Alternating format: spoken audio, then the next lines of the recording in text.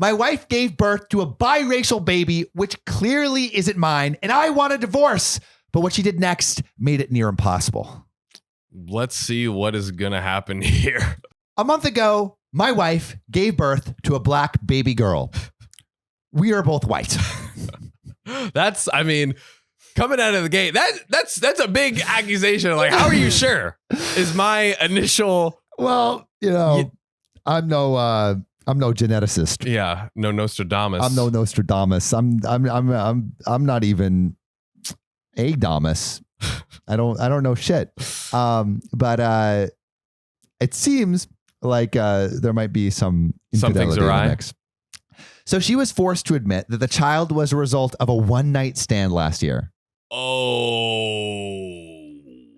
Yo. So she just came out the gate like, yeah, this happened. Yeah. Oh. Also, man's shooting bullets from a one-night stand. One night stand, insta pregnant, man shooting bullets. His swimmers would beat Michael Phelps. I know, man. Good gravy. So I started the divorce proceedings, although we're still living together for now. Between our two boys, aged 2 and 4, I've had paternity tests for them, and they came back positive. So okay, so those kids are his. Okay. Her infant daughter and her having lost her job to COVID, living together as amicably as possible until the divorce is settled, is an unfortunate necessity. Right. So he can't just like kick her out. He technically could, but it would be like, she'd be like her homeless. And the baby. Yeah, that's bad. That's bad. Okay. Naturally, I have no ill will towards the baby, and I've been disgusted by some of the comments I've heard from family members, friends, and coworkers and others, all who seem to be fixated on the racial angle of this. Awful. As if the most salient part of this isn't that my wife cheated, but somehow it's with a black guy and that the baby is black. But honestly, like that's not what matters. What matters is the infidelity. And also I love how like the husband is still trying to like do right by the wife and by the kid, but like, hot damn, he should have, seen this coming earlier. Absolutely. Like he should have researched her beforehand or something. Yeah, exactly. You can use public data check just to be sure. You know what I mean? Yeah, you can look up people's like real names, their addresses, criminal records, any skeletons that might be in the closet. Exactly. So if you have someone that you're not too sure about, use publicdatacheck.com or check our bio link. Oh, well, back to the story. Mm-hmm. So what really worries me, this is from OP's perspective, and my 2 sons, is that they might pick up on these narratives, like these things that are going on, right? They're too young to really understand what's happening now, but I'm worried that as they grow to understand the situation, that they might grow to resent their half-sister for breaking up their parents' marriage. Oh, yeah. Wow. That didn't cross my mind. OP's thinking ahead, dude. Seriously. And he's thinking so... I mean, for everything that's going on, he's thinking very clearly and very empathetically, which is really cool. Yes. And worse, the resentment might express itself in a racist fashion. Yeah. Yeah. Under the influence of the aforementioned racist narratives. So, right? Like if all the coworkers and family are being racist, then it's like the kids might pick up on it. 100%. Yeah. And so, damn, he's like playing 4D chess over here. Yes. As he should be. Any thoughts on how I should try to influence my sons away from that perspective? It probably doesn't help that we live in a suburb with very few black people, and their half sister is really the only black person my children know. Oh boy! Yikes! Oh man! I don't know but all right, just really quick. Yeah, there is an update. But before we get into it, I want to hear what you think. 100%. He should sit both of them down and like explain it probably multiple times as they grow up. So, like, you think like now? Probably. If they don't, so if he starts seeing anything, he should do it immediately. Yeah, there's no reason why not to do it immediately, but you got to do it multiple times because they won't remember fully. Now, but the subconscious biases can like sink in early and be carried out. So you have like do like check-ins. The 2 and 4, like the 2-year-old version of like, hey, mommy and daddy are gonna live separately. This is your half sister. Mm-hmm.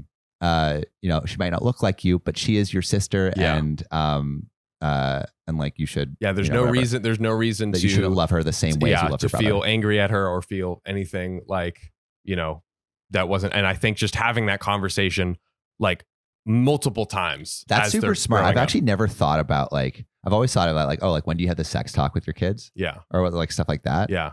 But like you can just have that conversation multiple times at different levels. Yeah, because I'm sure different scenarios require this thing. But this, I think he has to be careful of any subconscious bias sinking in. So do it now. Do it early. And then just keep Just do it. And they'll obviously understand way more once they're probably like 8, 9, 10, 11. They'll start, it'll actually click exactly what he's saying. So there's an update.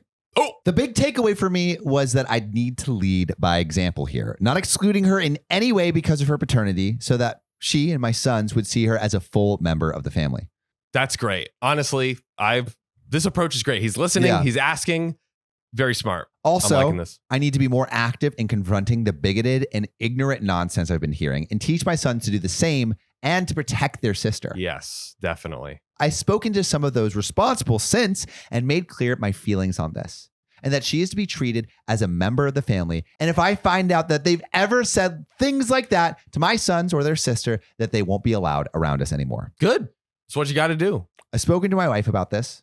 I love how he's still calling her his wife. I kind of hear people do that sometimes. Yeah, though. It's rough. I mean, when you think of someone for so long as your wife, like it's I get hard to shed. And we're more or less on the same page. She's been begging me to forgive her and not go through with the divorce, but that's not going to happen. Even if I didn't consider the cheating unforgivable, I just don't feel any love for her anymore, other than the platonic affection for her as the mother of my children. My sons are handling this as well as can be expected. My 4-year-old doesn't fully understand, but is upset by the change in the household. Thankfully, he's easily distracted. Coco Melon, baby. Yeah, give him like a 3DS. That's dating me. You remember 3DS? I guess that is dated, huh? Oh, 100%. Yeah, the puppy PSP? thing. PSP, yeah. That's old. That's old shit. I remember the thing with or DS. DS was the first one. Nintendo DS was right. That was the before OG. the 3D. Yeah. And I remember it was like you could send like written messages or something with like people in your area, and that's how certain things started. What? Between kids, you give a 12-year-old coming into puberty a way of, or just like messaging each other. You know what I mean? Like flirting and I like had no idea. I never had any. That was like I didn't have a DS, but I witnessed. I witnessed. Whoa. Are they like drawing like dirty pictures? They're just like, getting freaky with it. Whoa. The OG sexting. No way. That's crazy. My 2-year-old is thankfully too young to comprehend what's going on, but has definitely picked up on how withdrawn his mother has become. They're both fascinated with their new little sister. So there's that silver lining. That's good. My wife isn't in good shape at all. She's depressed even before birth. And now with everything, our divorce, her infidelity being revealed, and the backlash from family and friends, postpartum depression, and the exhaustion from raising an infant, she's barely functional. Oh, man. She's seeing a therapist, and I've been pressuring some of her family and friends to be supportive of her because even if they think she deserves it in her current state, it's still making it harder for me and our children. Yeah, it makes sense. It's like, why? Get her to understand the error of her ways and grow from it. Like, I don't think continually punishing someone she still has to be the mother to that other two kids. So you don't want her to like completely just go off the rails, right? She needs some support. 100%. Also, I'm just realizing right now, like he didn't find out until the baby was born. Like imagine being in the waiting room or in the birthing room. I don't know what they call it. And like, you're just like, that's not my baby. Dude. That would be fucked. That really would be. I didn't even think about that. Because there's the delivery room, but for 9 months. Yeah, up to it. You're thinking that's my kid. This is your child. You're getting like you're just mentally, and then that switch up is just insane. Can you imagine? Insane. Bro, that would be so fucked. Wow. It's become very obvious to me that even after the divorce is finalized, we're going to have to live together for a while. She's in no shape to be taking care of 3 kids without someone else around to support her. And I'm not willing to deprive her of her sons by seeking sole custody. It's also too difficult financially. She's lost her job because of COVID. Like, what's she going to do? Again, salute to you, OP. This is good stuff. As for the baby girl, she's healthy and fairly easy by baby standards. Since I've been helping take care for her, I've bonded with her and I've discussed the possibility of adopting her with my wife. She can't contact the father as the only thing she knows about him is his first name. Damn, bro. Come on, OP's wife. Come on. Oh, God. Oh. Watch that name be a fake name.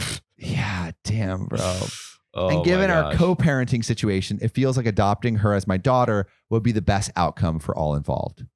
However, there's been a wrench thrown in that plan. It was brought to my attention that there may be a way of finding the baby's father, namely by having her DNA tested by Ancestry DNA. Oh. If the father or one of the relatives is also taking the test, we may be able to find him through the DNA match database. Aha. If I'm being completely honest, I'm not happy about this. I've already started to think of this baby girl as my daughter, and having him in our lives would massively complicate the family dynamic. Plus, we live in Seattle, and she met him in Philadelphia. So God knows how they'd even make that work if they wanted to. However, I recognize that this is a selfish reaction. Man is being the most unselfish man in the universe right here.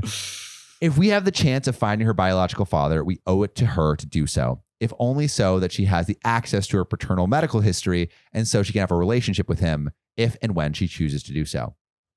I've read a few accounts by children raised by non-biological parents, and a common thread is their desire to meet their lost biological parent. Yeah. So that's that. We've ordered an Ancestry DNA kit for her, and I guess we'll decide on our next steps once we get the results back in a couple of months. That's so challenging because it's like that person isn't expecting it. You have no idea if he wants any interaction with the kid or not. And just by introducing it, the family dynamic, like you said, could, it's so complicated. He could start fighting for, or if he custody does want it, then he could start fighting for custody. And then that, wow, this, kids, is why you don't cheat in a marriage. What would you do? What would I do? Yeah. I mean, I think we know what the right thing to do is. Yeah. Well, is it the right thing? Well, so here's because like, will it hurt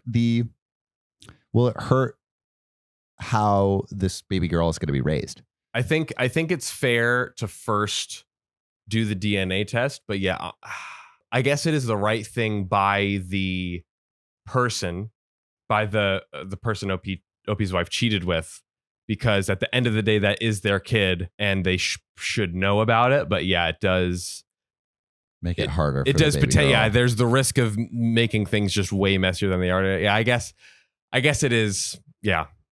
It's like, I think in this situation is, who do you want to do right by? Do you want to do right by the baby girl or this random guy? And I feel like it might be more important to do right by the baby girl. It should but be, dude, right? It's freaking complicated. Yeah. What would you do? Yeah. Comment below what you do and why, because we're stumped. We're stumped. If you thought this story was crazy, check out this one where the stepmom tries to steal the baby. Watch right here or check the link in the description.